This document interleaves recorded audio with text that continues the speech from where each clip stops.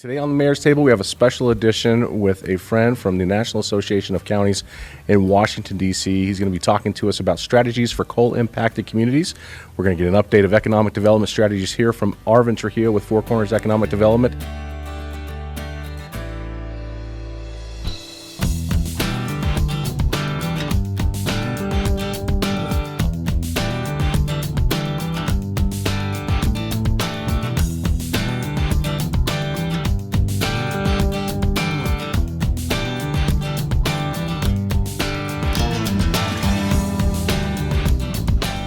Favorite time of year.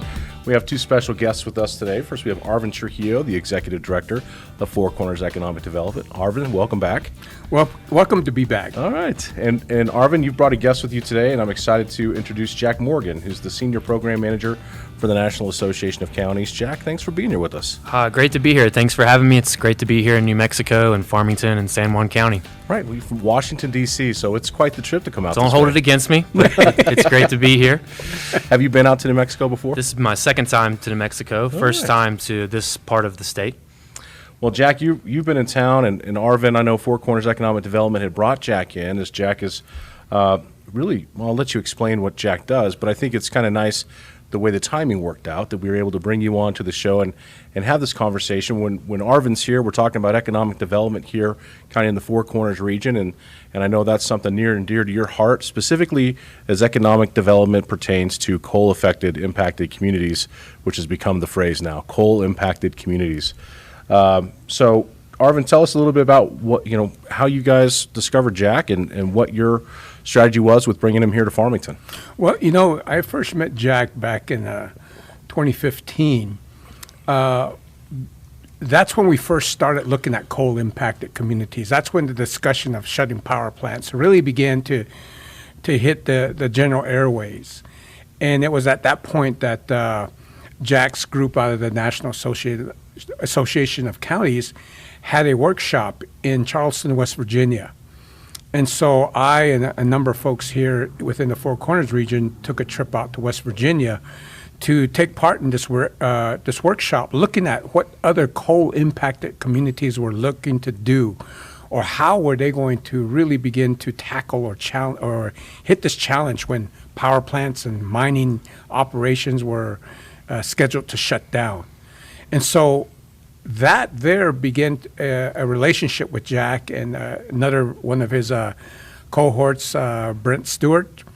And we began to continue our discussions with him. That's when we were able to get an economic assessment done here through the Northwest Council of Governments. That's where the Four Corners Future Forum was born. And that when we had those two series. And then we culminated that with another meeting in Denver where they were looking at communities here in the western part of the U.S. And so Jack has been involved with many communities across the nation, in Appalachia, here in the West, on how coal has affected different communities and what they're doing to transition themselves out of that those dilemmas and really look at new opportunities coming down the pike. So we thought it a good idea to bring Jack in. He's had this experience. We've been working on this for a number of years now. Good to get a good perspective as to what's happening out there. And again, he's a wealth of information and a wealth of contacts. And so we just wanted to renew that relationship with him. Oh, that's great. That's a good synopsis there, Arvin. And Jack, I got to attend your kind of economic briefing, so to speak, that the Four Corners Economic Development put on, well attended here by community stakeholders. And, in getting into that conversation, kind of tell us a little bit to the viewers exactly, I don't know, in a short amount of time, exactly what we were doing this morning at the briefing. Yeah, absolutely. It was a great crowd this morning, and thanks again, Arvin, for the opportunity. It's been great to work with Arvin since we met. As I said this morning, I remember that well, meeting Arvin in 2015 because of my first day on the job. Working for NACO after having previously worked in the coal-impacted regions of Southwest Virginia. Okay. And so I bring that up because it's obviously my day-to-day work working with coal-reliant communities now at NACO, but that's where I'm from in Appalachia, and that I have a personal interest and passion for these communities, and really appreciate anything that we can do to help connect you to other resources, connect you to other communities. And so since 2015, in meeting Arvin, have worked at NACO in supporting coal-reliant, coal-impacted counties and regions through our initiatives at NACO, which we're grateful to be funded by the U.S. EDA and Appalachian Regional Commission on those efforts, in which we've facilitated folks coming together to learn best practices, hear from other parts of the country they might not have ever heard from. Not in a cookie cutter way, but hear a thing here and there and tailor it back home to their community. And so it's great to hear the feedback and the progress from Arvin and folks here in New Mexico about how the efforts of attending our events help kickstart work on action plans and progress towards economic resilience. And so that was really the gist of a conversation this morning was kind of just highlighting some lessons learned that we've picked up along the way and traveling to coal impacted communities across the country, and highlighted a few of those that we've been to and worked with. Great. Well, I will say when I have these conversations with folks about what is the strategy here for Farmington or for San Juan County, and really it's this Four Corners region of southern Colorado, northeast Arizona, I let them know, look, we're not unique in this. The things that are happening here right now with coal are happening, and certainly in the western part where we deal with, you're bringing up the fact that this has been going on in the Appalachians for a while now, probably much longer than we have seen here on the western side of the United States. But it's communities that have been built by coal that run all the way up the Rocky Mountains. And so I would imagine you're traveling quite a bit out to Montana and Wyoming and those places as well. Yeah, I've focused a lot in the West the past few years, but have worked in Appalachia as well. And really, as I showed a couple maps this morning, coal-impacted communities is really more of a national issue than a lot of folks realize, too. There's over 100 counties that are coal producing in the country, and well over 300 counties that have a coal-fired power plant. And those coal-fired power plant counties are way more spread out across the country geographically than your traditional coal country, perhaps, that folks might think of. And so, yeah, to your point, Mayor, I think every county's got to kind of look at it in their own and tailor their own approach to their assets and their own community. But this can't happen in a vacuum, and we have to look at it as coal communities, coal country all together to help build a stronger economy in these communities. One of the things, Arvin, that stood out to me this morning when Jack was talking, dealt with that. This can't happen in a vacuum. And the word resiliency came up, as well as the fact that, one of the things that I believe separates Northwest New Mexico from a lot of other places is our determination. We want to be self-sustainable. And I frankly believe that we have the resources and the brain power and the wherewithal to be self-sustainable here in this area and not have to rely upon government handouts, so to speak. I mean, we want to create the opportunities here through private investment, through job creation that are going to attract people here for the long run. And certainly many of the strategies that we've implemented here are kind of garnered in that way. Now, it certainly helps when the federal government is providing some grant funding for some of these initiatives, which they are. But I happen to agree. I think it's important that we not be victims of the circumstance that's occurring right now. In what is the so-called energy transition. I think it's important that we got to embrace where we're at right now, and we've got to find strategies to diversify, and that's the stuff that we've been working on here, certainly in the city of Farmington and with Four Corners Economic Development. Arvin, kind of give us, if you would, maybe some of those strategies that you're working on, and then Jack, I'd kind of like your feedback maybe on things that maybe we haven't centered on yet and we should start thinking about. Looking at what you're describing, Mayor, is exactly what I feel real positive about this particular region about. The fact that we've been able to pull teams together and actually have volunteers come in and spend time and take their time to provide their input and to provide their expertise in determining how do we move forward from here. Given the challenges that we have in place right now, how do we make this thing work? And so, again, we've looked at different strategies in terms of infrastructure development here in the region. How do we begin to position ourselves in a way to be able to recruit new industries in here? We're looking right now at a railroad. And I know a railroad has been something that's been talked about, but now we've got a $2 million bill grant. The U.S. Department of Transportation is supporting us in this effort. We've got an MOU now with the Navajo Nation, wherein it says that both the nation as well as San Juan County will work towards the development of a railroad here in San Juan County to connect with the BNSF Railroad on the I-40 corridor. We're looking at that. We're seeing opportunities with designating this region as a hydrogen hub. We've developed, you were part of that coalition. We've developed a coalition with the cities and the county to really look at how we can develop an application to look at assets here in this region that will help us in developing this region into a hydrogen hub and make us more competitive to achieve that end goal. We're looking at energy development. On the western side of the county, we're working with the nation, looking at a pump storage hydroelectric project right now. So those are some of the things, as well as broadband. People are looking at me at times, they say, why such a big project? They seem to forget that we're losing two big economic drivers, two power plants. Investment there, total probably $7 to $8 billion of investment there.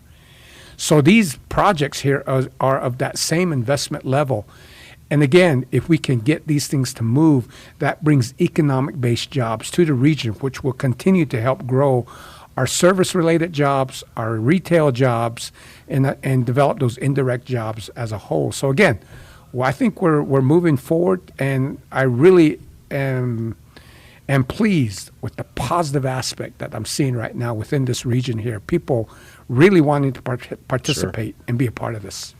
Jack, I mean, so much of what we have that is really beneficial to us, and the idea that Arvin talked about, those economic-based jobs, and if you're looking at a dartboard, the economic-based jobs is the center point that you're really aiming for, those $100,000 a year jobs, industries that support those, because from those come all the service sector jobs, of which we have an abundance of here in our city, and certainly from the side that the city of Farmington's playing here and trying to, continue to promote this high quality of life that we enjoy here in the city, and trying to attract people and grow those amenities that will bring them here. Getting those industries that don't already exist here in New Mexico to come to this area, that's in my mind, one of the most challenging components of it. And we're landlocked, so to speak. There's no ports. We don't have a big international airport. And rail is obviously something that's being studied right now. So in other communities that you've been in where maybe they're facing some of those shortcomings, so to speak, to bring in manufacturing or that kind of thing, what kind of strategies do you see them implementing? Yeah, and not to belittle the challenge here, but isolation is certainly no stranger to coal communities across the country, particularly looking at Appalachia, and so it's great to hear the progress of and the idea of the rail, and it's a daunting challenge overall, right? We've got to try to do short term, stop the bleeding or retraining for those high wage earners from the coal industry or related, while looking to the future to build a more resilient economy. And so, I think the idea that you guys are on track, really commend the buy-in that has already that's already here and pretty evident from the attendance. I think the idea of an energy hub is what we've seen in communities across the country, as well as we're not going to give up our kind of culture or also go along with the workforce or skills that we have. We're proud that we powered or helped powered the country for generations, and we want to continue to do that in a future economy. And other communities are looking at how they can do that through, like Arvin said here, hydrogen, or whether it's carbon capture, whether it's other renewables like a solar or winds, or utilizing any of those for some spinoff industries like data center attraction, things of that nature. I was talking a little bit about those from Virginia this morning. Yeah, I think if you spoke to just an everyday average citizen here who's lived here their whole life or even just moved here, energy is the key. And that in my mind is the key. We sit on one of the largest reserves of natural gas, certainly here in the United States, maybe the world. Finding ways to utilize that resource in an environment where we're seeing so much emphasis on renewables. Renewables can't exist without that firm power backup, which natural gas provides with the low carbon footprint, so to speak. And I would be certainly not doing myself any service at all, or the city of Farmington or Enchant Energy, for the progress that we're making on the our San Juan Generating Station carbon capture project, which continues to move forward. Certainly the COVID year has slowed that pace down, and we're in the midst of a front-end engineering study. But we've got Mitsubishi at the table. We've got Kiewit at the table. We've got these big players, Sargent and Lundy at the table, who want to see this happen. And certainly the federal government's 45Q tax credits benefit anybody who's investing in that those types of programs. And so we're excited. And I think part of the deal, too, with energy is the fact that I believe we're gonna meet a point here in the United States. We're already seeing it happen in Europe. We're seeing it happen in China. I mean, the costs for power are going up. Winter's coming. We continue to see the writing on the wall that, the cost of natural gas is going to continue to go up. The cost of coal has gone way, way up. China's shutting down production because of the cost of power. And I think it's lost on a lot of folks to understand that affordable, reliable power is what makes everything else affordable. Everything else is affordable when you have low-cost power. And so where we need to be positioning ourselves is to take advantage of the fact that the West Coast is going to need that firm power. And we have the transmission, we have the grid that's here, and it's unfortunate we're in an environment where policymakers are determining the futures for all of us, but certainly determining the future of the power grid. It's undefensible in my mind, the attack that's been put on to our energy resources and the dilemma that's going to be faced by the average American when they're going to have blackouts and brownouts to have to deal with. And maybe it comes to that point to where once folks actually have to start dealing with this on an everyday basis, I mean, you got to keep your freezer cold in order to have a storage of food. When these things start becoming evident that, okay, maybe this grid isn't as stable as they told us it's going to be, or maybe my power bill is not going to be affordable like they told me it's going to be, maybe we start having some turnaround in this conversation. But until then, we're in the midst of this trying to understand it and trying to develop. And I think for us, the energy hub has to be, in my mind, the centerpiece. And rail plays into that because we've had conversations with our petrochemical companies who would like to operate here, who we see operating in Louisiana and Pennsylvania and Texas, multi-billion-dollar facilities that are producing these petrochemicals that are used for all sorts of things, but the primary component is natural gas. And so we want to continue to use that and sell that because it's here. But I also think that we've got to have some way of getting our natural gas to the coasts. And we have certainly pushed and written letters to administration officials in Washington to say, hey, we've got to get these pipelines completed. We have this abundant resource that the rest of the world wants. Poor Germany and Europe is hostage right now to the Russian monopoly over natural gas. We have that type of ability to get that out there to them.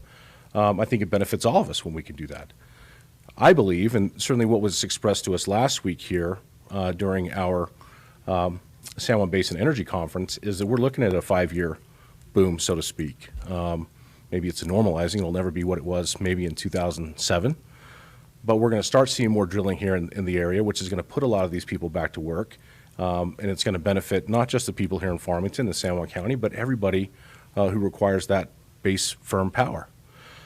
So I'm glad you I know maybe I went off on a tangent there, but it's certainly something that I believe when we're talking about the things that we do well, and when you retrain a workforce.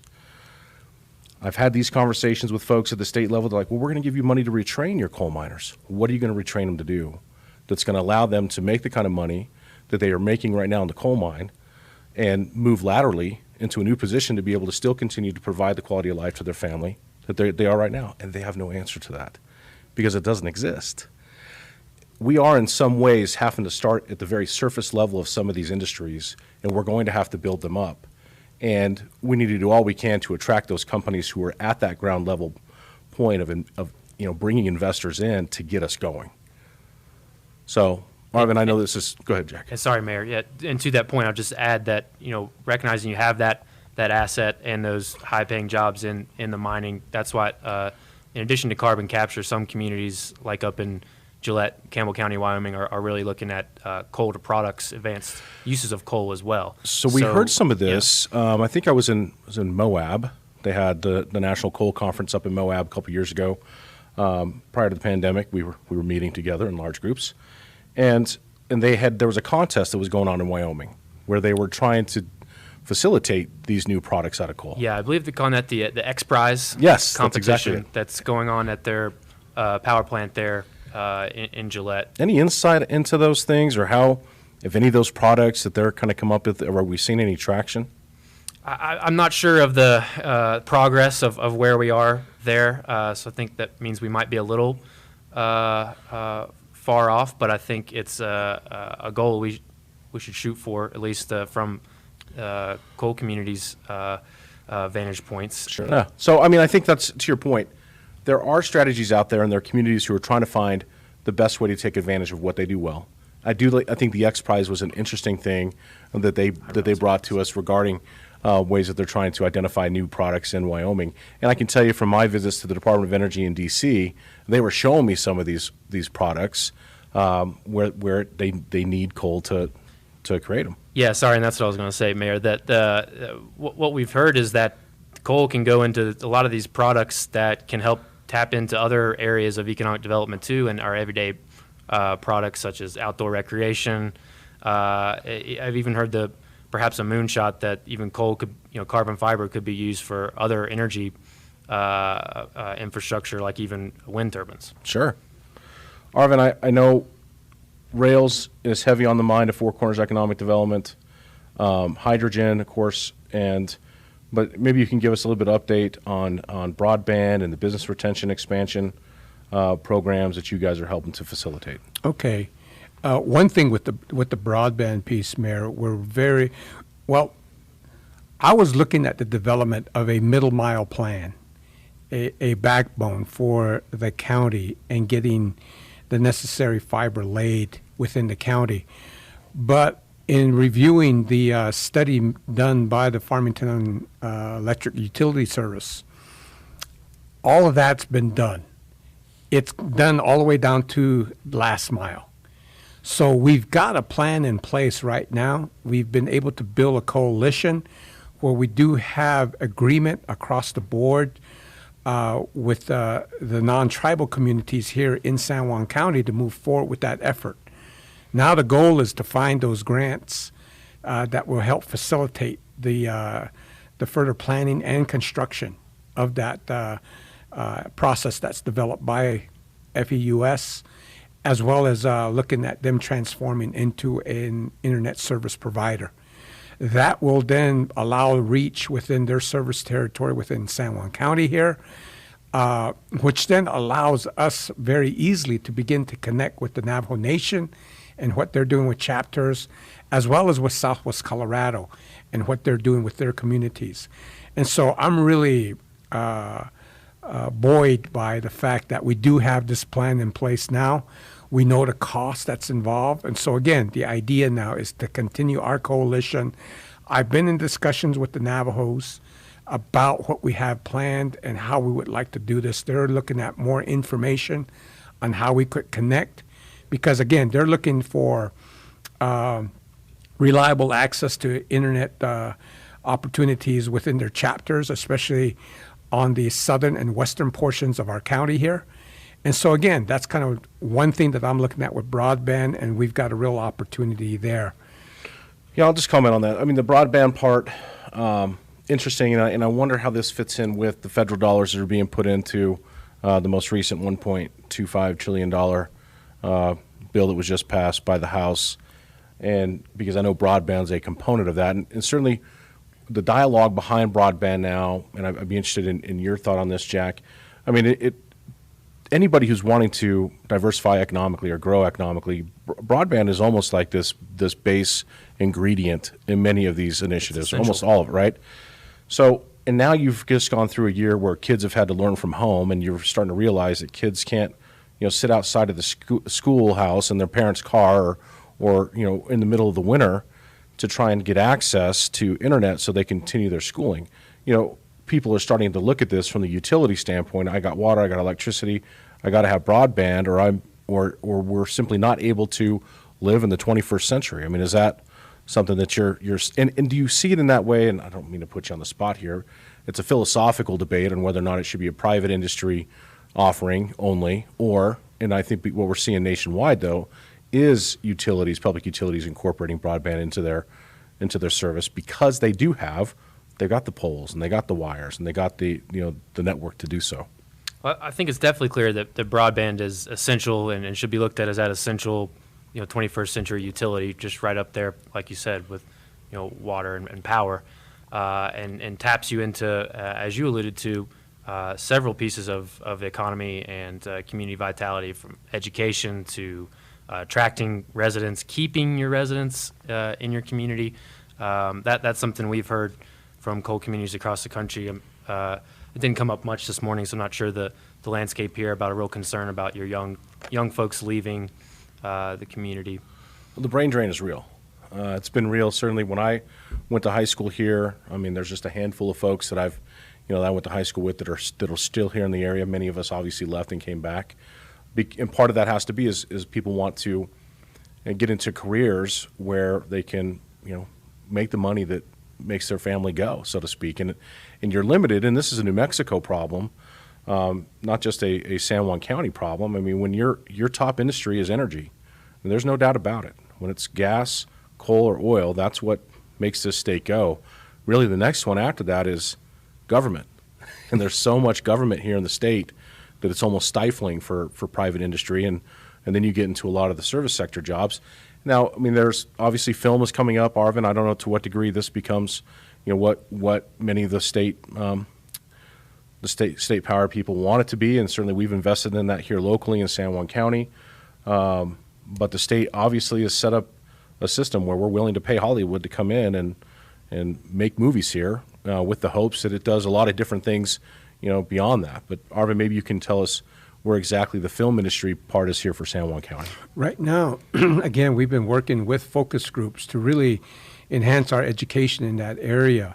And we've been able to, again, to build the necessary coalitions here in the county, bringing all the different departments and organizations working on film in one room, to where now we're focused on seeing how do we begin to build a film office here for the county that can coordinate all of this activity. And then how do we begin to market this area for film and bring that entity into the county here? And we've begun to develop our assets here to support film. And so again, all of that is coming together now, and we're looking at moving forward with that effort. Because again, it's come as a result of us focusing on film, but also looking at business retention and expansion. How do we help support our local businesses as we bring these types of industries in? That helps the catering aspect, that helps hotels, that helps the transportation aspects. I mean, there's a number of service areas that would benefit from this. And so again, we're looking at these areas here to really see how we can diversify our opportunities for our constituents here in San Juan County, as well as the Four Corners region. Jack, go ahead, Jack. Sorry, Mayor. And I think that's important that Arvin just brought up about diversifying your economy, and obviously that's good practice, so you're not over reliant on any one industry when there's a shock or decline. But also there's more options for people that grow up in your community and want to stay. Sure. And have they're not limited to only a handful of sectors. Yeah, and I think that's part of what we've been trying to sell here, from whether it's it's elementary to middle school to high school to San Juan College, is trying to start embedding in that and planting those seeds on the potential that exists here in our area to grow a number of these industries and to invest in them. And certainly a sense of entrepreneurship that is needed when we look at states like Colorado that have done such a great job being this huge attractive place for people all over the United States to move to. I mean, to the point that they are busting at the seams. How do we engage in a way that takes advantage of of what those folks are looking for and bring them down just 45 minutes south of the border, and make this a place where where they call this home as well. One of the advantages, Jack, and maybe you find this in other coal communities, we have an extremely affordable quality of life, so to speak. Low taxes, low electric costs, low water costs, reliable. There's not a lot of natural disasters that occur in these areas, and certainly affordable housing. And that's the part that really, in my mind, separates us from just north of us in Durango. It's $600,000 to buy a house in Durango. It's $240,000 to buy a house in Farmington. So are you finding any of those types of advantages that coal communities take? That's a competitive advantage, and that's an asset that your community has, that other coal communities across the country has, and that's it's changing a little bit in some of those communities, and certainly it's not all of coal communities, like a Routt County, Colorado, where Steamboat Springs is. Sure. They're grappling with that, but that is the low cost of living. That is, and if you build up the other assets that are making those other places desirable and have similar assets but a lower cost of living, affordable housing, I think that's a competitive advantage. As Arvin and I were just talking about, though, I think when housing, affordable housing, but are there different housing stocks? Is there a lot of available housing for young people? It's not a large house, or Sure. for retirees. Kind of having a diversification, kind of a key word here, Right. Of housing stock, and a lot of coal communities are beginning to realize that's a deterrence to economic growth too. No, I think we're facing that. Just generally speaking, we would like to have more affordable housing from the standpoint of multifamily housing here in the area. I point to Durango. I just know that if you're going to be a teacher in the Durango school system or a professor at Fort Lewis College, it's going to be different, and you're new to the area. It's going to be hard to find a home that you can afford at the salaries that you may be making in those industries, and you're going to have to look kind of in that broader, 1 hour, commute area. Fortunately, we fall into that. But the affordable housing part too goes into the retirement component, which is another industry of itself. Again, it's not one of those target economic base industries, but individuals who've already earned their money and they're set. They want to live for as long as they possibly can on what they have earned. Farmington offers that, in my mind, in spades, because we've got that affordable housing part. We've got big city amenities. We've got great healthcare system and wonderful outdoor recreation amenities that kind of tie into that. So we've really focused on things, in my mind, from the city's side of things that we can control. There's obviously a lot of things we want to do, but they're more difficult to reach for. And the low-hanging fruit, that's kind of where our emphasis is right now. That's why outdoor recreation's become such an important component. Retirement, location-neutral jobs, quality of life type things. So, and it's important to remember, Mayor, too, that all that can happen and be good practice in addition to efforts as building an energy Absolutely. hub. And it shouldn't be looked at as Not at all. an either or we're switching from this to that. And focusing on aspects like outdoor recreation can even help further your role as an energy hub, or other sectors of economic development by attracting new residents, or revenue that you can reinvest towards other targeted areas too. Yeah. Jack, I'm glad you came down and visited us from D.C. Well, it's great to be here. It's glad we can finally travel responsibly and safely again. And so, thanks so much for having me on your show. Thanks, Arvin, for the invite. Well, hopefully we'll get you back down here sometime, or we can go. I would love to visit you guys in spend DC. more time. And yeah, anytime you guys want to come to DC, look me up, and we'd love to have you at NACO headquarters. I may get you on the radio show too sometime. I've got a radio show that it might be good to get your perspective on some things. Sure, So, great. would love that. Arvin, thank you. Is there anything else you want to kind of leave our viewers with as we head into the Thanksgiving holiday? Well, as we go into the Thanksgiving holiday, I think one thing we're going to really work with Jack on is really looking at picking his brain, looking at the contacts, looking at other communities. Again, the idea here is to not only learn from them, but also showcase things that we're doing also, so that people begin to understand who we are, where we're from, what we're achieving here in San Juan County and in the greater Four Corners region. One thing I'm really excited about is as we pull metrics in from our website, we're starting to get hits all over the world now. People are starting to take notice on some of the things that we're doing, and that's important to me. And as we move forward here, we're really looking, we're excited about having these economic development briefings. The next quarterly one will be in February of next year. We'll be bringing in another speaker to come and share with us their experiences and allow our community to ask questions and pick their brain as to what works, what hasn't worked, and how have they proceeded with the challenges that they face. So looking forward to the coming year, and if I don't see you before Christmas, you have great holidays, Mayor. Well, I think we'll see you downtown. Yeah, we got some big stuff going on. Real quick, though, just for our viewers, I mean, it's important for them to know that Four Corners Economic Development is funded by private businesses. And so if there's a business owner watching right now and maybe they've got interest in economic development, maybe you can tell the camera how can they get a hold of you? What ways can they donate and become a member? I appreciate that, Mayor. They can go to our website. Our website's www.cornersed.com. There immediately will pop up a subscription to our newsletter. You can follow us. That newsletter goes out every 2 weeks. In there is also information on how you can contribute towards our organization.